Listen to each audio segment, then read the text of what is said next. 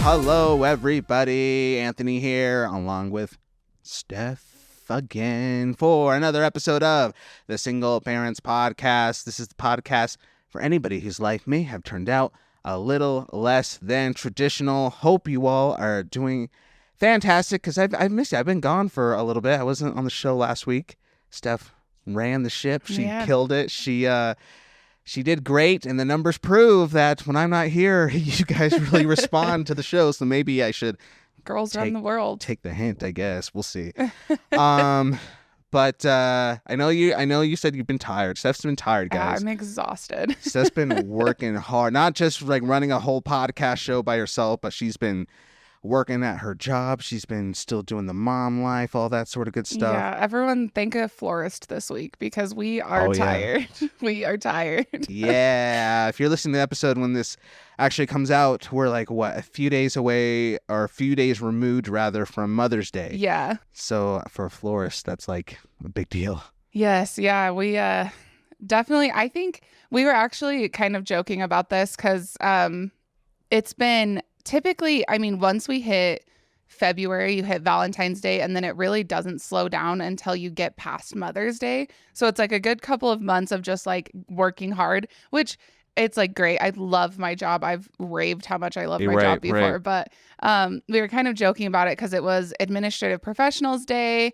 and then it was Teacher Appreciation Week. And all of these are happening like on top of holidays, and then you have prom season. And so it's just throughout like February till graduation, typically, like we are just so busy, and it's great for us and it's great for business, but we are also exhausted. And we were kind of joking during Administrative Professionals Week. I was like, when is Florist Appreciation Week? Because we're out here literally busting ass, making sure everyone else in the workforce feels appreciated. And I'm like, but florists don't get their own special holiday. I would like to put in a petition that there should be a Florist Appreciation Day, and people should send us flowers, because I think people don't think about this. People never think to send and I don't know if it's just normal for you to know florists. I don't think there are florists everywhere, but it's not like one of it's not like a huge profession where it's I know at least 4 servers and 5 bar, you know what I mean? So it's not like you would in your life, you maybe don't even know a florist. But I think within working in this profession for the last couple of years, anyone I know that's a florist, you are a florist because you love flowers, right? Mm-hmm. I love flowers. Nobody ever thinks to send florists flowers. You know what? It's funny that you say that, because I swear I was thinking about, I just thought it would be a funny thing to put in an order at your shop for you, and to be the driver to or the delivery person walk out the door and walk back in. Yeah. Here's, I swear I was thinking of that, but I brought you coffee instead. Yeah. But I was like, is that this equivalent of getting an Italian chef lasagna? Are they are you kidding me, dude? Well, so I swear I thought about it though. That's where I think it's hard, because on a week like Mother's Day, somebody sending me flowers is just another order that we have to fulfill. Okay. So it's so much more, it's not so much more work to make one more arrangement. But I think on a general basis, well, and this is the other thing, every single florist shop is going to prefer the way that their shop does things. Yeah. And so I think that's another one of the hard parts is you don't want to put an order in to the place where that person works and make them make their own gift, yeah, right? That's what I was thinking, yeah. I think that's where you kind of run into problems. But at my shop, something we do, which we more often do it for Valentine's Day. Okay. We will whoever my coworkers, significant others will message me and be like, hey, will you put in an order for Mariah and make it really special, blah, blah, blah. This is what I want. And then we have fake names that we'll put in the computer system, because we also don't want the surprise to be ruined. When we're going through orders, we don't want them to already know that they're getting flowers. Okay. So any occasions where they're I want it to be a surprise, we use fake names, and we have we have to obviously switch them up all the time because Right. it can't be the same fake name always, because then like, oh, these are for someone in the shop and I don't know about it, so they're for me. So you have to be sneaky with it. But we use fake names and we'll put the order in under this fake name, and then the end of the day will come and they'll be like, oh my God, like Steven McGriddles didn't come pick up his order. Like we better call him. And then we're like, just kidding, this is yours. Like, so we do like people will be sneaky about it. And like you obviously have to like have an inside at the flower shop, because then we also make sure like you didn't make your own gift for yourself. Like we'll be like, oh, I got this one, I'm making this one, you know. So yeah, anyways, this got off on a tangent just because I'm glad I asked, because I swear I was debating that all week, because I just thought it'd be like a funny bit to like have your own flowers delivered to you. But I got myself a plant. That's my new plant over there. You guys can't see it, but that was my Mother's Day gift from the flower shop. And then my friends dropped me off another plant, so to add to my insane plant collection. I actually got like super spoiled this Mother's Day. It was cute. Olive, did her cute little gifts. Of course. And I really love this age, the gifts that kids give. Yeah. Because they're so personal, and like they can't just like go to the store and buy something, right? And so I think like this is the most fun age, because they really put their whole heart and soul into like whatever gift they're making you out of this age. And I think it's really cool. I actually have speaking of Mother's Day, a good easy segue to my off the bat question of the week, I guess, that I didn't prepare you for. So on Mother's Day, I was scrolling through socials like I normally do, and one of my friends, Facebook friends, whatever, posted about the fact that I guess the day before, which would have been Saturday, he went on a date with a single mom. I guess went cool, whatever. So he was asking Facebook like, hey, just went on this date with a single mom. Seems cool. I'd like to see her again. But is it weird for me to text her Happy Mother's Day? We've only been on one date. We're just kind of seeing how the vibes are.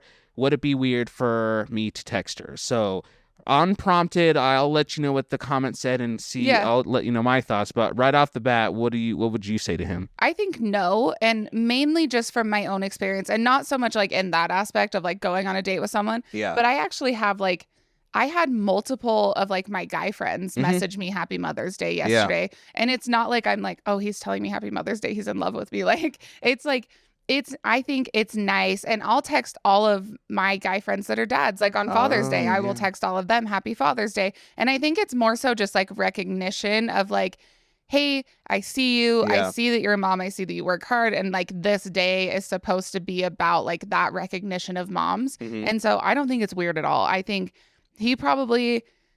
adding going on the date probably added that level of like anxiety of like, oh my God, like what if she thinks I'm coming on too strong? Right. But to me, if like it was me in that scenario, I wouldn't think it was weird at all. I think I would have just been like, oh, wow, thank you. Right. Like, and I would have never really thought about it again. Okay. That's honestly what the majority of the comments said. They said, no, it's not weird. Do it. And he actually responded being like, oh crap, I did not think you guys were going to say that. I thought you guys were going to say this is weird. Yeah. But I think I mostly agree with one of the commenters said, it's not weird, but did she like bring up the fact that she had like, what's the context? Did she let you know she has kids? Like, did you guys talk about that? You guys had a conversation about it? Or do you only know that because you like saw her Instagram or something? True, because I think maybe I would be a little weirded out. If like I did not tell someone that I had kids and then I received a Happy Mother's Day text, I would be like, exactly. Yeah, that I was like, I didn't think about that. Like, that's what I would be like if she knows that you for sure know, then it's not weird. But well, and I think it's like one of those things, and this happens at Valentine's Day all the time, because we will have like guys call the shop and be like, okay, so like I just started dating this girl and I don't want it to be weird. So like I want something small and not super romantic, and I don't want anything that says love on it. And I think like maybe that's kind of the mindset he had. But I think the difference is Valentine's is without a doubt a romantic holiday. So like if you're sending someone flowers on Valentine's Day, you're doing it like saying I'm interested in you, like, and so I think that's where he probably was kind of like, okay, well, this is kind of like a special holiday, like is it weird? But I think about it in the context of like if you went on a date 2 days before Christmas, like would it be weird for you to tell someone Merry Christmas? That's like I don't think so. That's a good point. All right, well, thanks for answering that, and I really do hope that you had a good Mother's Day. I really did. Awesome. Yeah, I took a nap. Oh, well, then there you go. Olive and I went out to dinner and sat Nice. outside Okay. on the patio at this restaurant we like to go to, Yeah. which it was so funny because I was obviously beat. So I'm like, we went Yeah. out and saw my parents. So like I could tell my mom happy Mother's Day and all that fun stuff. But we got back home and I like took a little nap and then I was like, okay, where should we go for dinner? And she goes, Maddie's. And I was like, okay, I'm good with that. And she goes, no, wait, it's your day. Where do you want to go to dinner? Aw, she's so sweet. She's so sweet. She's such an angel. And I was like, I'm okay with Maddie's. Like, we can Yeah. sit outside. And she's like, are you sure? Because it's your day. And I shouldn't have picked. You should pick. And I was Aw. like, no, it's okay. We can go to Maddie's. She's so awesome. She really is such a sweet, That's really sweet cool. baby. But Yes, yeah, yes. it was a really good day. And I got spoiled. I really felt like really appreciated. And I don't want to say it's the first year that I felt super appreciated, but something about this year, I just felt like everyone like stepped their game up and was really like, hey, like you're doing a good job. Heck like, yeah. and so it was really cool. It was a really good Mother's Day. Well, good. You definitely deserve it. So I'm glad to Thanks. hear about that. And I hope all you moms out there, if you were able to do something special for your Mother's Day, I hope it was amazing. I'm sure all of you out there deserve it just as much. You guys are awesome. You guys are hot. You guys are killing it.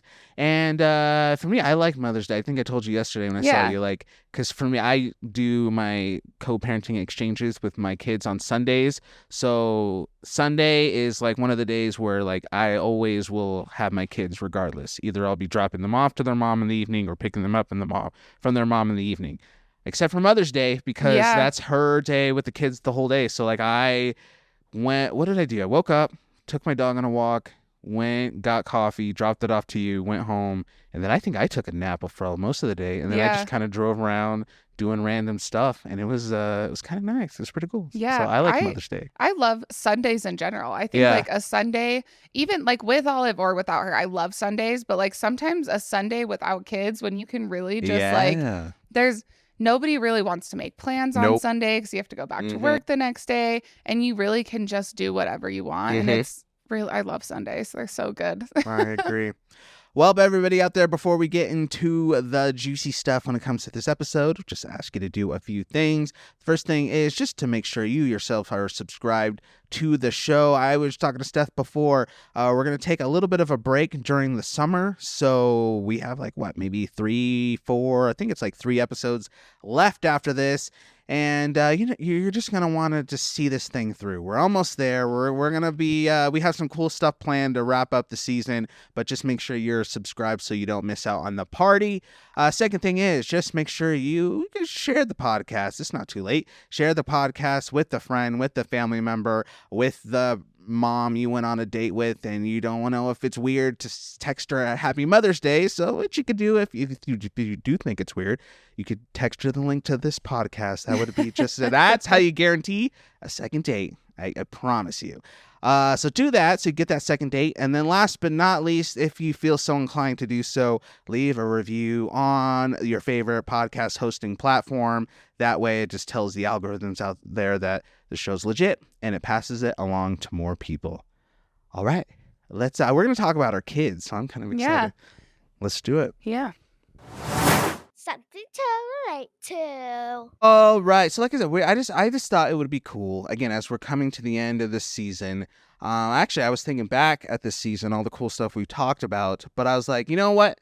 For this being, I guess, technically like a parenting podcast, if you want to call it that, like we really haven't talked much about like our kids themselves. Right. Like, we bring up stuff that like involves them and like little parenting stories and little stuff, but like, well, some people might be like, you know what? I call cap on the fact you guys actually even have kids, because you guys, yeah. So I was like, you know what? Let's prove that we actually are parents, that we actually have kids. And ultimately, to be serious, like I have been learning a couple of like really big, important life lessons from my kids lately. Like, yeah. I hope, I might get emotional here in a second. So, I was going to ask for forgiveness, but it's okay to get emotional. It's okay to cry. But men, it's okay to feel feelings. All right. It's 2024. 100%. Easy now. We don't have to apologize. But, yeah. So I don't know. Right off the bat, this is going to be a chill episode talking about our kids. So any parent could do that. So this is going to be easy. So for you, tell us a little bit about Olive. Olive, man. she really is. I think I always am kind of like, oh, like I don't want to just be like one of those parents that like my kid's so smart, but really genuinely like it baffles me almost on a daily basis how smart she is and like how well spoken she is. And I think part of that, I think I give credit to, I'm an avid reader, obviously, like we've talked about this so much. Yeah. And I also wanted to just give you guys an update. I'm on like book 27 for the year. 27? Yeah. Oh. But this is not about me. This is about Olive. But I think through Olive seeing like my love of reading, she also loves reading. And I think that she just like is so smart. And sometimes she'll just say stuff to me that I'm like 7-year-olds don't say things like that. But she really just like every single day, I'm like, you really are just like a tiny, like she's got like just such a big brain in her tiny little head. But she really is. And she's genuinely so funny. And I think the biggest thing about Olive, which I don't know if this is a good thing or I think in the long run it's a good thing, but she spends a lot of her time around adults. And I think that that's also why she is like more well-spoken and she doesn't talk like a baby and like she spends a ton of time around adults. Yeah. And so I think that like I don't want to say like, oh, she's mature for her age, because I really encourage her to act like a kid. Like, Okay. I don't want to raise a kid that like feels like when they become an adult, like, oh, I never really got to be a kid. So like I encourage, like if you could see my house right now, there's toys lining all up and down my stairs. Olive has like a loft in my house that's just her space. She's got toys everywhere. And I'm like, she like prefers to take a bath over taking a shower. And like I had someone ask me, because like I still go and like wash her hair for her and like whatever. And I was like, they were like, well, she's old enough, like she can just shower. And I'm like, yeah, but it's one of those things that like one day she's not going to want to do that anymore. One day she's going to be like, oh, well, I'll just take a shower and I can do it myself. I don't need your help. And I'm like, I think that like even though it's kind of hard to be in the younger years, I think that like we're always in such a hurry for them to be more independent. And then when it happens, we're like, oh my God, like they don't need my help anymore. Right. And that's so sad. But I think I really encourage Olive to like be a kid and just do what she wants to do as a kid. But she does spend a lot of time around adults because she's a single child. I'm a single mom. I have zero intentions of ever having another kid. She is going to have a sibling. Oh, yeah. Later this summer from her dad. And so she'll have, get to experience the sibling, in my case, rivalry as children. Oh, yes. I don't know if it's a rivalry. I don't know how my parents did it. We fought me and my brothers fought so much. Yeah. But I think that it's kind of like Olive, the way that I've raised her has really shaped her personality in a way that's kind of unique. But I don't know, she's just so fun and she's so funny. And I think that on a regular basis, she encourages me to slow down. Okay. And I've mentioned before, like Olive has no sense of time whatsoever.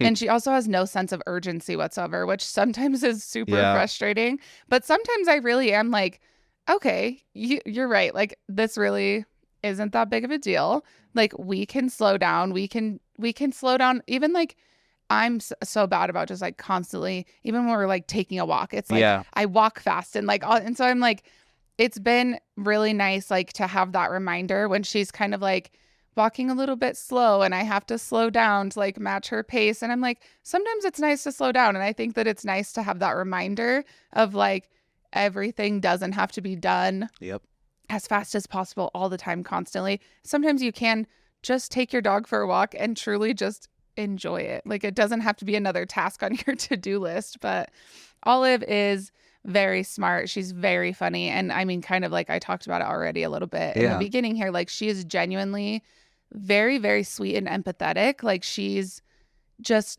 a very, very sweet girl. And so I consider myself very, very lucky because she is truly just like seriously, like just a little angel baby. Like I don't think has a bad bone in her body. So that's so good. Yes. And then as you guys know, I'm a proud girl dad of my two girls. Evalie Denise is my 8-year-old, and then Maddox Jade is my 7-year-old. So we just call them Ev and Maddie. And they are awesome, but they're like awesome and exhausting in very unique ways that I appreciate for sure, because I love their little personalities and little quirks. But I just learned I gotta, like, as I get older, like, I very responsible. I've been taking like a men's multivitamin every single morning because I'm like, I need to stay in peak physical condition, or just like top condition in general, because I got to keep up with them, because they're getting older, and then again their personalities are just like morphing and evolving, and I gotta just give them each what they need individually. Like before, when they were both little and I had them, they were like 3, 2, whatever.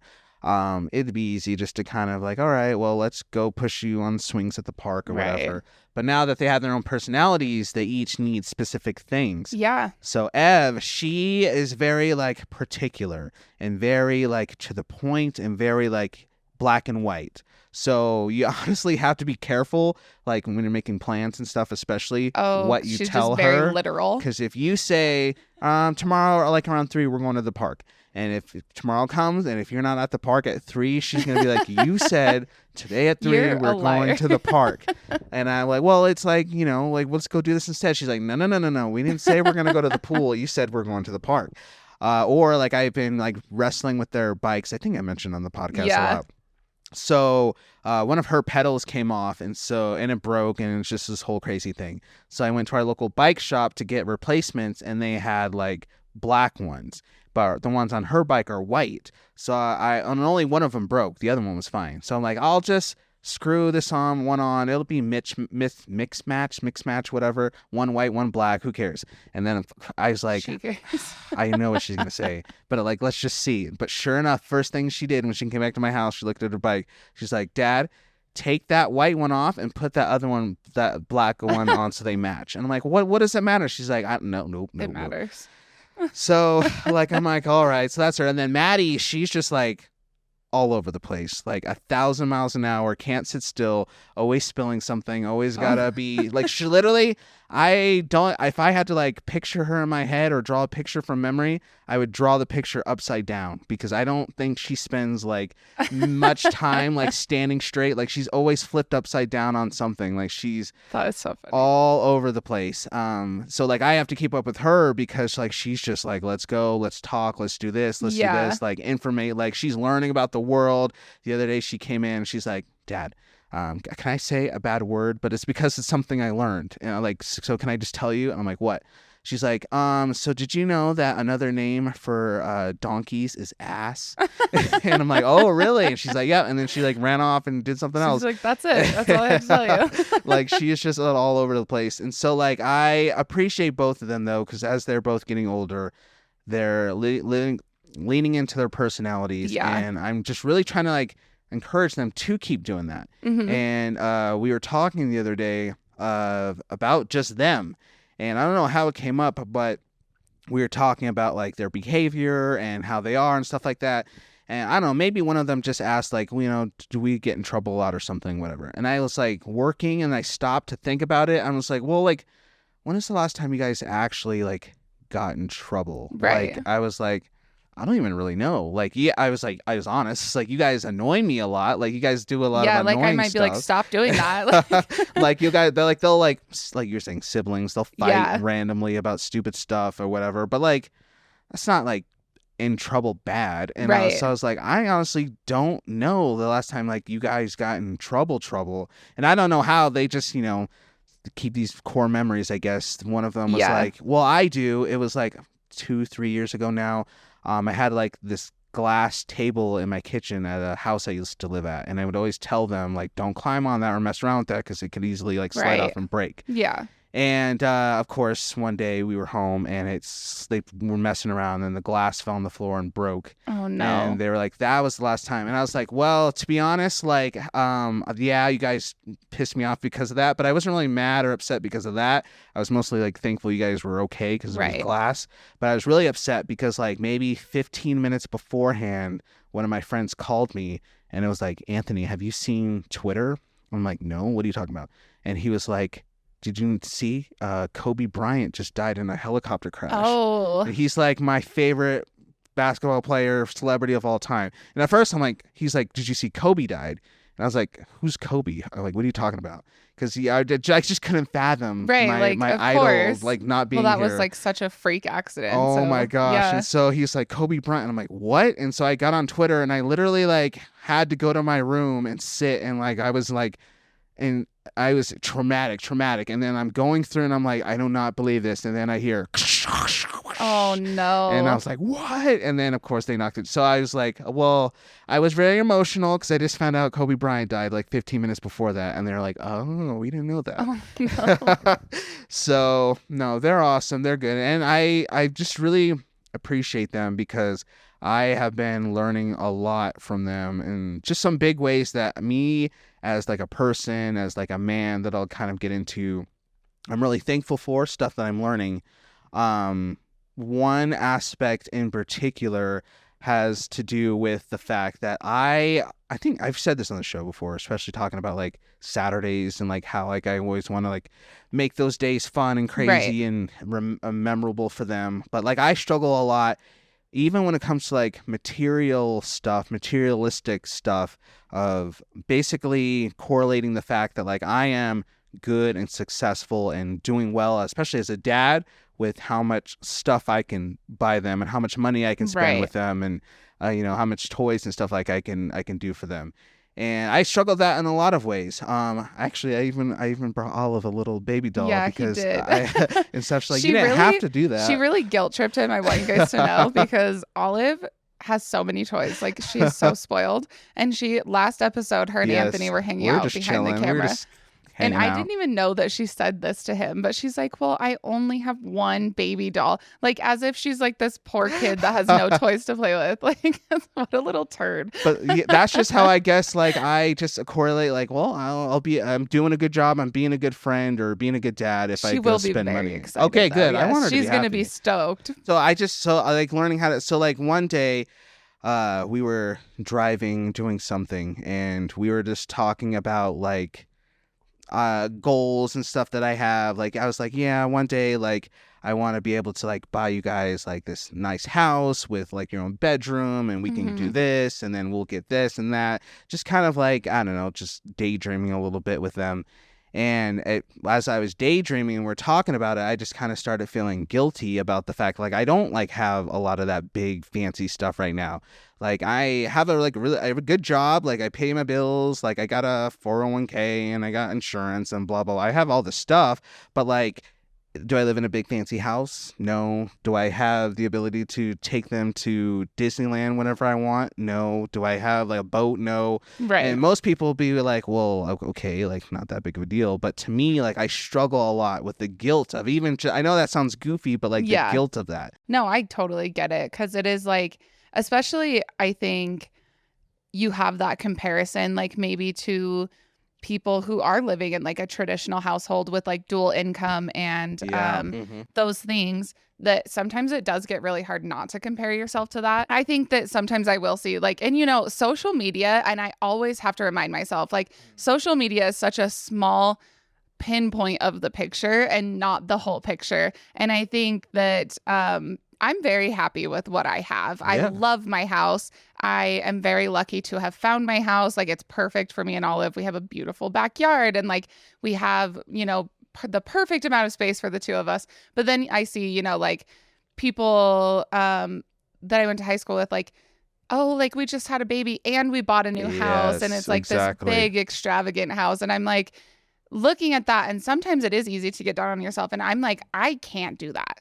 Like there's zero chance that I'm going to go out and buy a big house or build a new house or like do these things just because that's not in the cards for me. And I do think that it was harder for me before when I was like living in an apartment and like I really just felt like I'm like at this point in my life, especially with a kid, like this isn't what I want to be doing. But now I think that has gone away a little bit just because I have I moved into my house about a year and a half, almost 2 years ago. And I do genuinely like love this space so much. And I think that when you finally get to that place that like feels like home, I think that it gets better.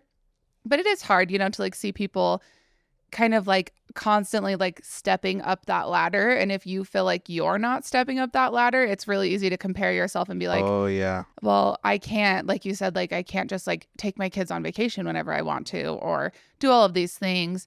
But I think it is like, I mean, very common saying, and I think it's common because it's true, but comparison is truly the thief of joy. oh my gosh, it really is. It gets rough sometimes because I think like, and then I start overthinking like as like I'm in like my early 30s, like again, socially, like the world tells you need to be here. And Right. as a 30-year-old man, you need to be this, and that. And I just believe that lie all the time, just mostly because like, again, I so easily equate having a lot of that materialistic success with self-worth and self-value and stuff Yeah. like that. And I confess like I always need to work on that. So we were just driving and we're just talking about that. And then I started feeling low, like sad. And I just started like apologizing to them and be like, you know what, girls, like, I'm so sorry that like we're not rich, that we don't have all this stuff, that you guys don't have your own room, that our house is so small that, you know, we can't just go out and even just like go out to eat whenever we want. Like that's like a $50 to $100 bill right there. Oh, like, it's insane. I'm sorry. And so I just kind of started apologizing to them.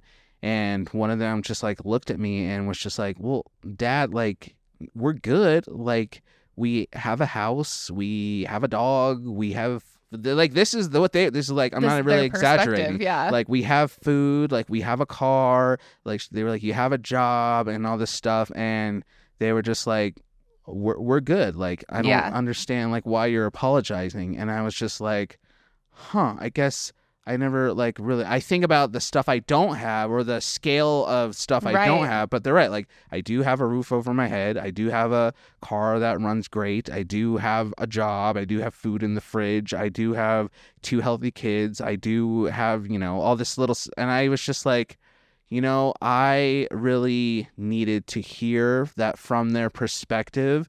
They're okay with not needing all this big extravagant stuff to feel loved and valued by me. I think sometimes like your kid's perspective gives you such a reality check. And I think because I, you know, sometimes I think about that too. Like I'm like, you know, Olive, she gets spoiled by everyone in her life. So like she's never needing for anything. Yeah. But sometimes I am like, I was going through a super hard time when I got my knee surgery towards the end of last summer. Because like I have said a million times, like I am single. I'm the only one that pays for anything that I have. And so I got my knee surgery and I didn't work for 2 weeks. And at that point in time, I actually didn't even have any PTO because I hadn't been in my full-time position long enough to have like accrued PTO, which my boss is amazing. And we talked about this a little bit like on the episode that we talked about employers and single parents. But my boss actually just gave me 40 hours of PTO because she knew like, she's like, wow, this like there, she's like, you are not going to be working for 2 weeks. But so I got a week's worth of PTO, but my doctor would not let me go back to work for 2 weeks after my surgery, which the first week, I was literally could barely move. I was in so much pain. And then like the second week I started to get a little stir crazy, especially because like I'm not a homebody like at all. I'm always doing something and I'm used to like being busy. Like I'm working, doing all these things.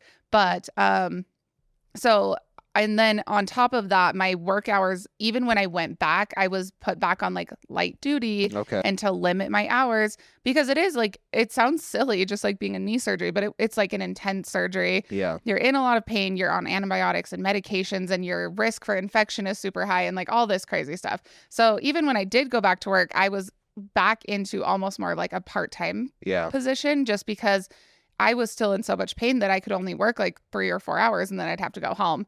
And so I was truly like the most broke that I have been since I like probably was like freshly moved out of my parents' house and living on my like own for the first time. And I was so stressed, like so broke, like to the point that like when the school year started back up, I was like, I can't even afford to like buy Olive new school clothes. And that's like a moment I think as a parent where you're like, I'm failing, right? Like, and I knew Exactly. like it's not my fault. Like, Mhm. I freaking tore my ACL playing a sport. Like, it just like it was a dumb thing that happened, and I had to deal with the repercussions of it. But it was like one of those moments that I was like, it was kind of like what you're talking about. Like, I'm like, oh my God, like I'm failing like at all of this because I can't afford to buy my kid new clothes for school. Mhm. She has plenty of clothes. She has everything she needs.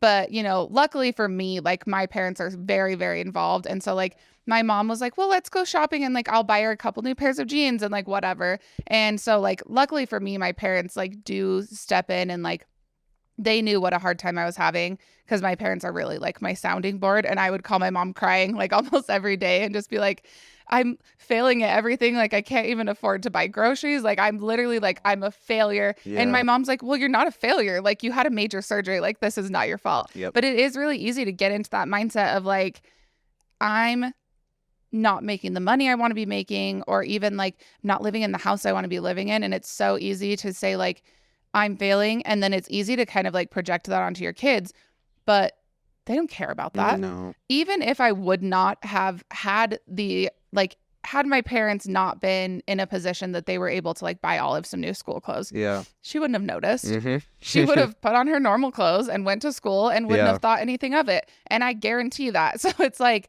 you really have those moments that it's like, you're so in your head about it and you feel so guilty about things. And then like your kids genuinely don't care. No, they don't care. Really don't. They just have such a good perspective on life, because what it did for me is it just got me thinking about the fact that like, sure, I'm feeling a lot of guilt about where I'm at, but hey, there's probably a lot of people who would love to be where I'm at. Yeah. They would love to have a house with I don't pay a lot of money for rent for my house.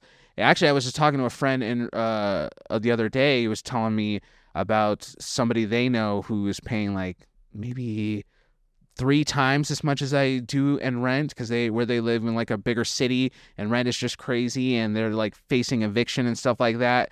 I'm like, well, like, sure, my house isn't big and fancy, but like I don't have to worry about being evicted because I can pay Right. for it. And there's people who would love to be able to say they have a fridge full of food and a car that runs and a job that actually is consistent. Right.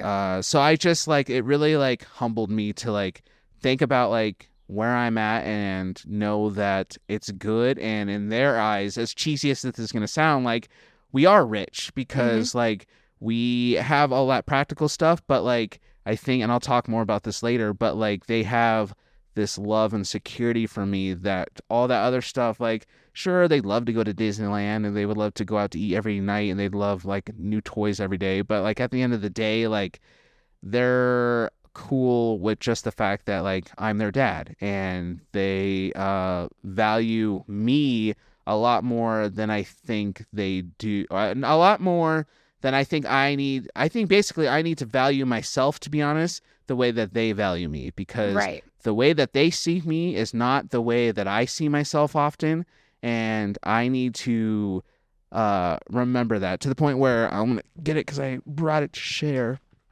She's so funny.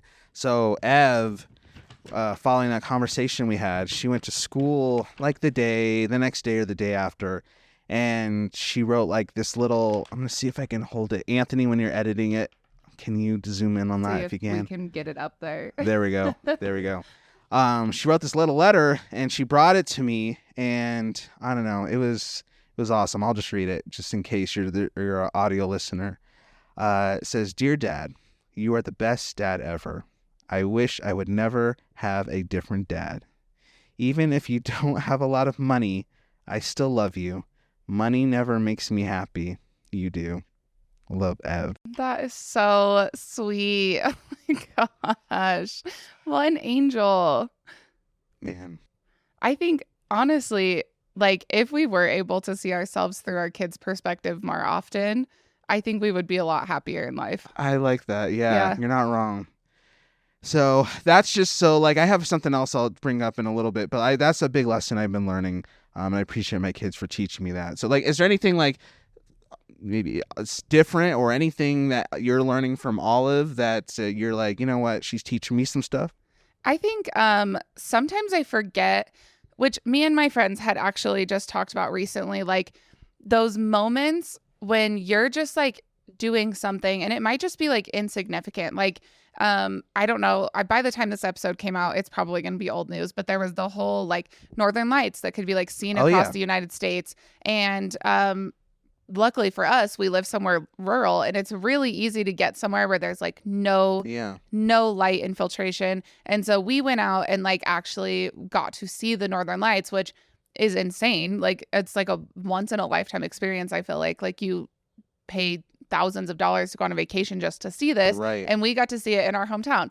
But we were having this conversation about how like you have those moments where it's like you might be doing something insignificant, but you have that moment where you're just like, wow, like I am genuinely so happy and so blessed to be living the life I'm living with the people that are in my life. And I think as you get older, I don't want to say you stop recognizing them, but I think you stop recognizing as many of those moments. Okay, yeah. Right? Like, I think sometimes it has to be a little bit more significant, like standing there seeing the Northern Lights and being like, holy shit, like this is like, I love these people and I love my life and I love living in this town. Like, and I think you're having that conversation, and then immediately following that is obviously Mother's Day. So I get my little Mother's Day card from Olive, and it says in there, like, I can't remember what the whole thing said, but she's like, just like, I love you so much. Thanks for being my mom, like blah, blah, blah.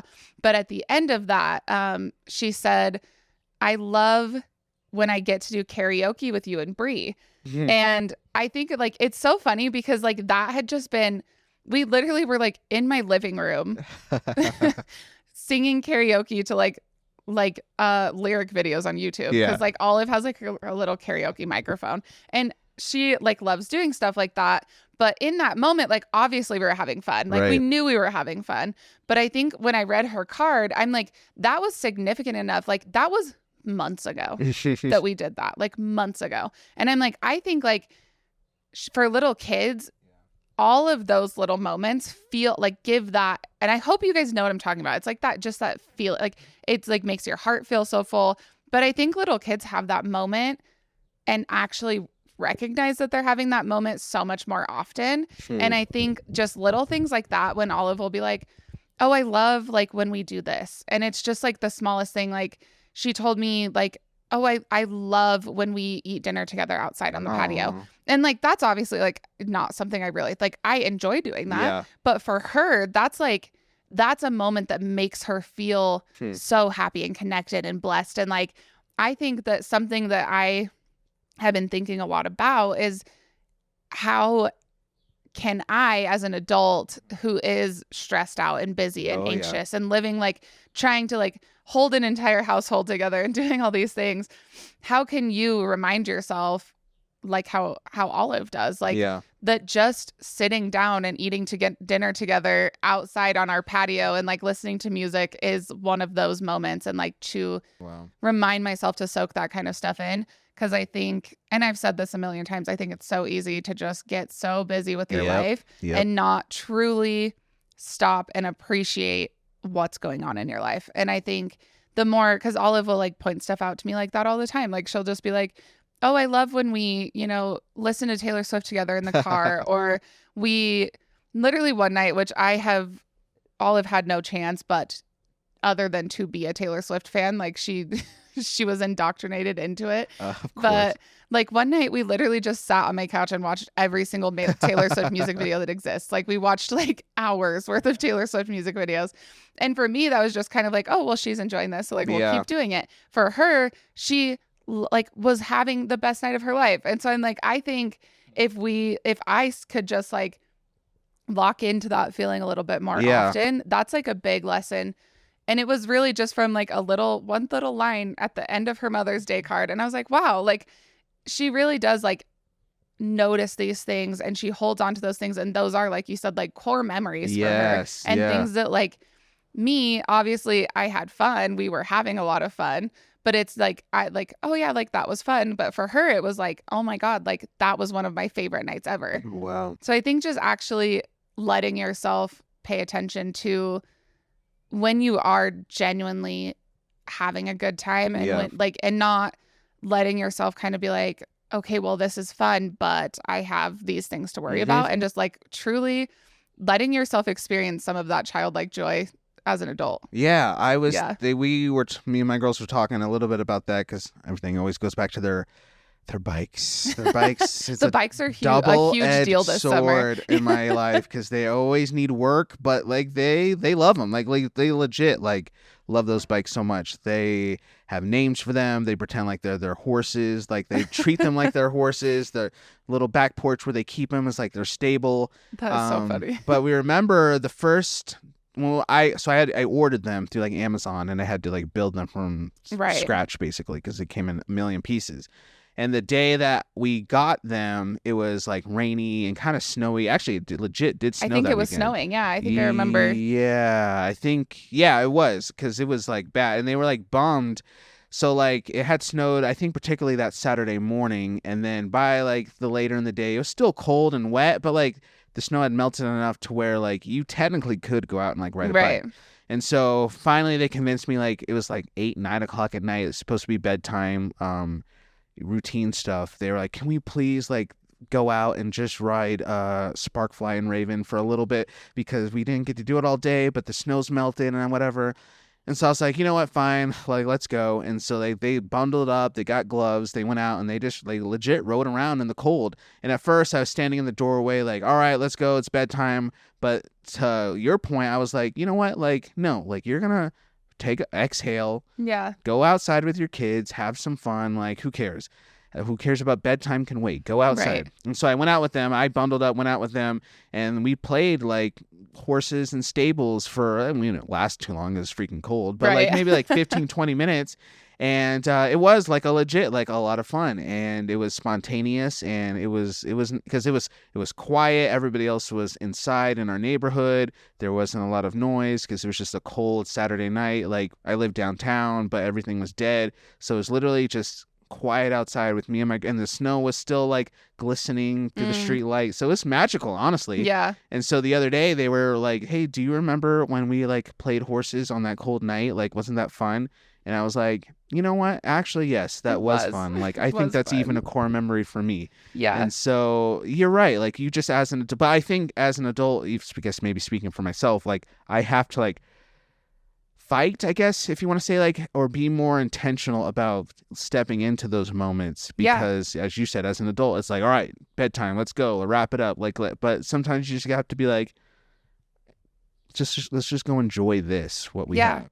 Well, and I think, I mean, we definitely went super into depth on that on, I think, the first episode I ever came on, right? Yeah, I'm pretty sure. How to enjoy your kids. Yeah. Oh, wow. Yeah. And I think, memory. I mean, wow, full circle moment, almost from my very first time on towards, you know, almost being done with the season. Yeah. But I think that is something, and, you know, I'm sure it's natural. It's probably, you know, part of our normal human biology. Like, as you get older, you get more serious, you have more responsibilities. Like, but I do think that the more you intentionally choose to enjoy those moments, the more natural it comes to you. Like, it doesn't feel like, oh my gosh, like I have to, okay, have fun, like pay attention, like play with my kid. And it can feel like that sometimes, like, especially this past week. Like, I ended up having Olive for like a longer stretch because her dad had gone on vacation. And so on top of like being one of the busiest weeks of the year for me, I also like didn't have that like, you know, little break that I usually have where I don't have to worry about bedtimes and what am I making for dinner, which I should, as a human being, still be worried about what I'm going to have for dinner. But when I don't have Olive, I'm not very good about that. But I think that like past week when I was kind of like, oh my God, like I'm so exhausted. And like I would get off work and I'm like, I just want to lay on my couch and not like physically not move because my body hurts and I'm tired. And it was like, she could tell that I was exhausted, but like she like had something that she was just so excited about. Like on her little Amazon tablet, she's obsessed with this game called Toca Boca. Oh yeah. And I truly don't understand the premise of the game whatsoever. Like she literally just like makes little characters and they just like live their life, I guess. Like I feel like it's like Sims for kids, basically. Yeah, that's true. You know, like I'm not really sure what the whole idea is, but this is something, and this doesn't necessarily have to do with like, this was a moment where I chose not to initiate into that play. Okay. And I think it like as far as like your own mental health as a parent goes, I think you need to know yourself enough to know the moments where it's like, I want to lock in and I want to have fun with you, but there are going to be moments where I can't do that. That's a I good can't do it. And I think this was one of those moments. And I also think it's important for Olive to learn these moments too, not only for her to learn how to set boundaries for herself, but how to respect other people's boundaries. And so her and I were sitting on the couch and I was just kind of laying here, like scrolling on my phone a little bit. Like I really just wanted to have like just some time to wind down. And she was like sitting on the other end of the couch, which my couch is small. Like this, it doesn't go much bigger than what you guys are seeing in the screen. But she like usually sit on opposite ends and like snuggle up on here. But she just was like, she was going on and on about her game. And she's like, Mom, what color hair do you think I should do? Okay, this shade or this shade? Okay, cool. So what about this hairstyle? Okay, and then what shirt do you think? And I was like, finally, like I looked at her and I was like, Olive, I love you so much. I genuinely love you more than I love anything on this planet, but I do not want to play your game right now. And she was like, oh. And I was like, I am so tired and I'm so sorry. Normally, like I would love to dress up your characters with you and pick out hair colors, but I was like, I am really like, I'm so tired.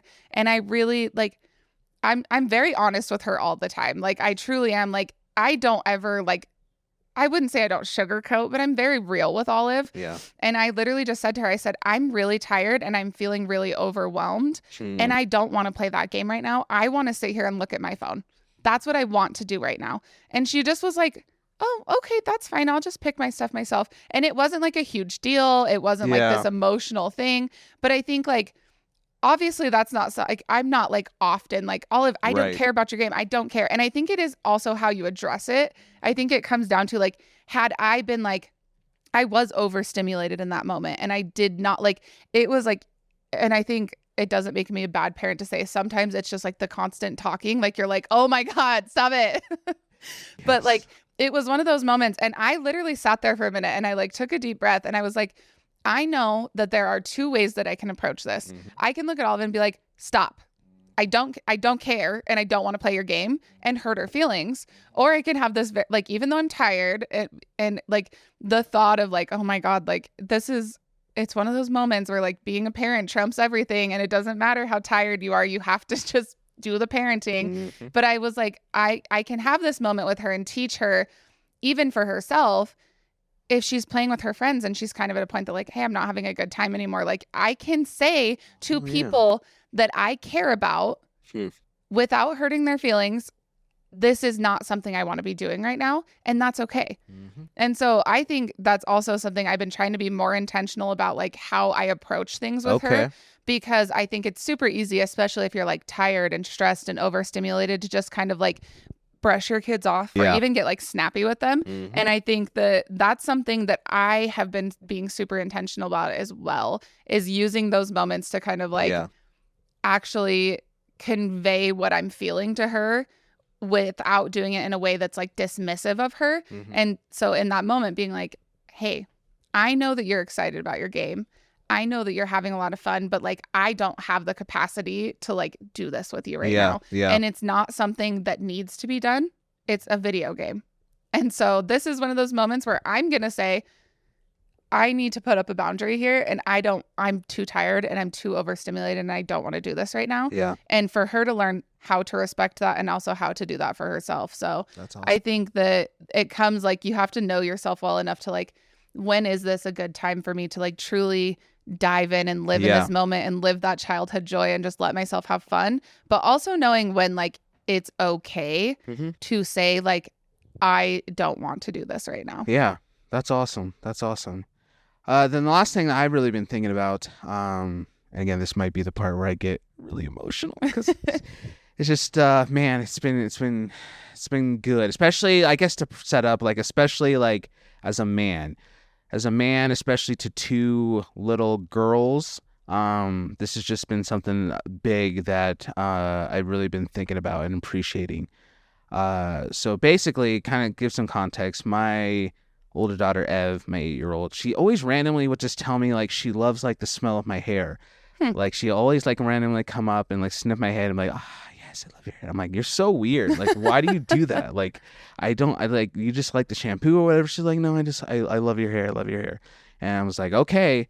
But I really didn't fully know, like, I guess why until, like, I guess last weekend we were cuddling. It was like a Friday night. So we were just finishing like maybe a movie night, and we were cuddling before bed because we didn't have to wake up for school and work the next day. And I usually like lay in the middle of the bed, like, or the couch or wherever, and I'll have one arm around one arm around the other, and we'll just chill and talk, and they'll tell me random stuff. And she just like looked at me and she's like, Dad, I really like going to sleep at your house.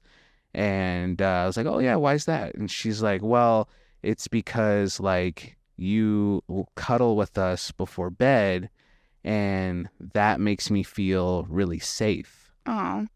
And I was like, oh. She's like, yeah, like I really feel safe when I go to sleep, and I sleep good because you just make me feel safe.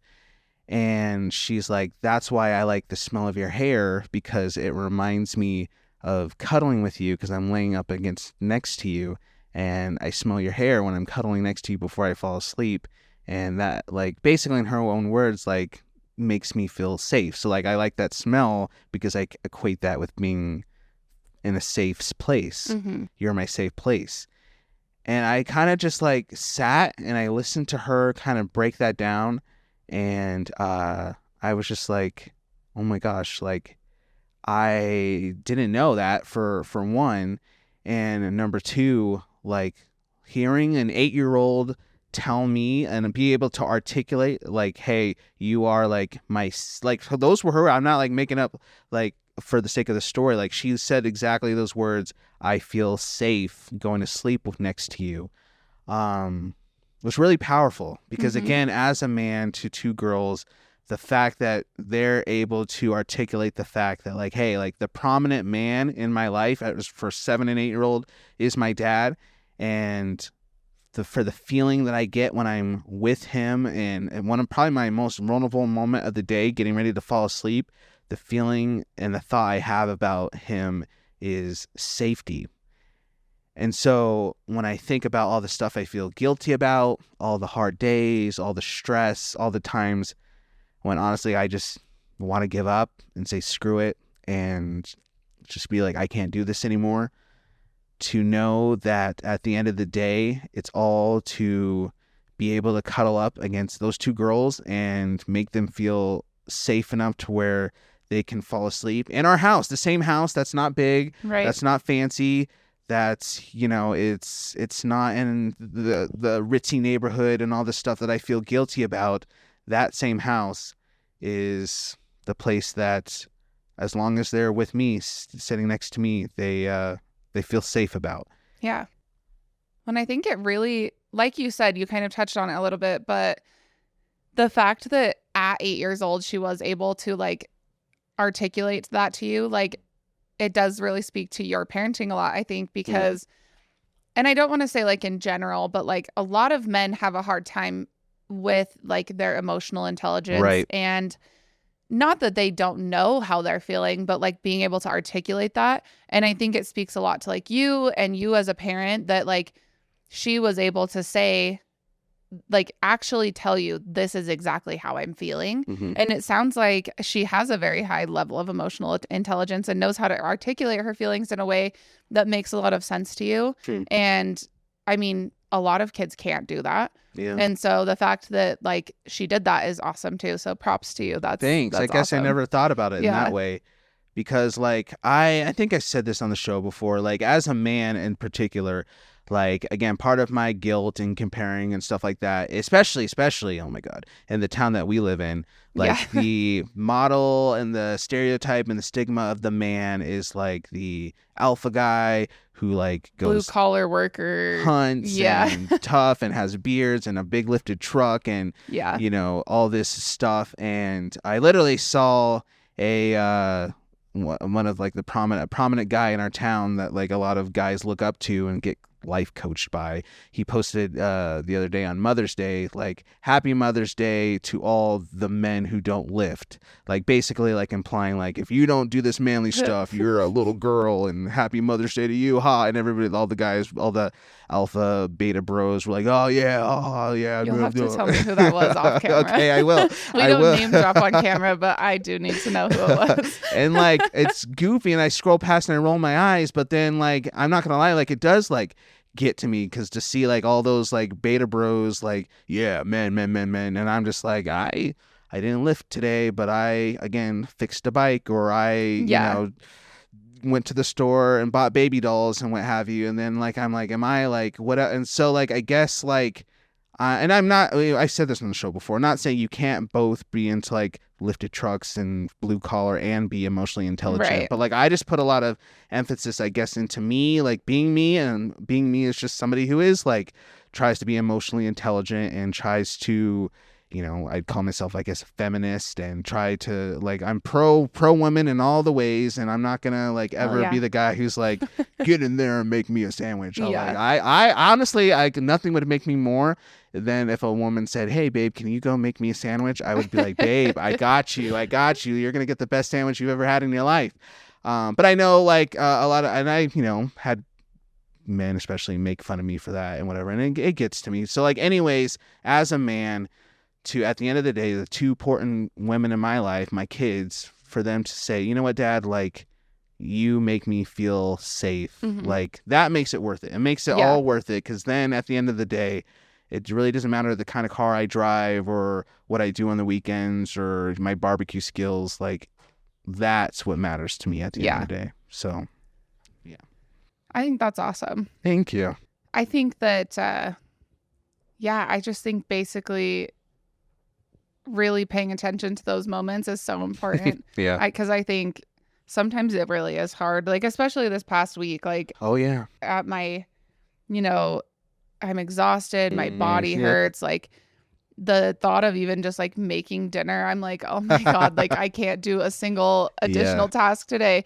But like, it does make it worth it when like I, you know, would go pick up Olive at the end of the day, and we'd come home and snuggle up on the couch together, even if we were just doing separate activities. Like, even if she was, you know, playing with her toys or reading a book or whatever, playing with her tablet, like doing whatever it is that like we were doing together, it really is nice to like let yourself have that moment and be like, okay, well, yeah, I am exhausted and I did work. I've worked way too many hours this week and I'm so tired. But it is nice when like at the end of the day, I'm like, this is truly like right now, for the most part, I have everything that I have been working for. Like, I have provided the life at this point that like I think Olive deserves. And I think we're at like a place now that I'm like, we're comfortable and we're happy and we're having a good time. And I think she's thriving. And so sometimes it really is nice at the end of the day just to like sit down and let yourself be like, yep, all right, like everything actually is okay. Everything is good. Yeah. And everything actually is okay. Mm-hmm. Yeah. I love it. And it sometimes takes your kids to remind you that. Amen. Yeah. Amen. Well, anything else that you need to mention? I don't think so. I mean, our kids are pretty cool. Yeah. We have some really cool kids. We have some cool kids. I'm glad that we're raising the next generation of strong, independent women. Let's go. Let's go. And to all of you out there who are voting in certain ways that are going to negatively impact the strong woman we're raising, screw you. So, no, sorry. Well, not sorry, actually. No, screw you. Come on, people. Support women. Like, it's just, especially if you're a beta dude, if you like men, like, what's going to be best for you is to tear down the patriarchy. Absolutely. And didn't you see the Barbie movie? The Barbie movie perfectly explained this. It helps everyone. It helps. They help the Kens. It helped the Barbies, for everybody to be equal, to lift up women. It was better for everybody at the end of the day. Just go watch the Barbie movie. And if you see yourself as a protector, protect the women in your life by not letting their entire healthcare be a topic of debate. There you go. Okay, that's we'll just leave it like that. And so for you all, we talked a lot about our kids, but I know it's might sound weird because every parent likes to brag about their kids, and usually the other person's rolling their eyes like, I don't want to sit in here about your kid, dude. But we do. Like, well, we love to hear about your kids. We genuinely do. Email singleparentspodcast@gmail.com. Socials, do the things, because I think, especially as single parents, since we often don't have, actually, you know what, this is a big thing I can bring up real quick, is the fact that because we're often the only like adult in the house, we don't have somebody constantly encouraging us and being like, hey, like, you're doing great, or like, hey, like, you are exhausted from work, but thank you so much for working hard. Yeah. You are a safe person for our kids, so thank you. Like, you don't hear that on a regular basis. Right. And so it does mean maybe even a little more when we do hear it from our kids, because it's just like, oh, so somebody is noticing this. Yes. So share those stories with us so we can notice too, and we can celebrate you all as well. That would be pretty cool. And that's going to get ready, I think, to do it for this episode, though, of the Single Parents Podcast. We'll see you all next time. I don't know for sure if I'm going to be around next time, but Steph will for sure. So Steph will for sure see you next time. We'll figure it out. If not, love you guys. Take care. And until next time, you all out there, just stay beautiful. Bye. Bye.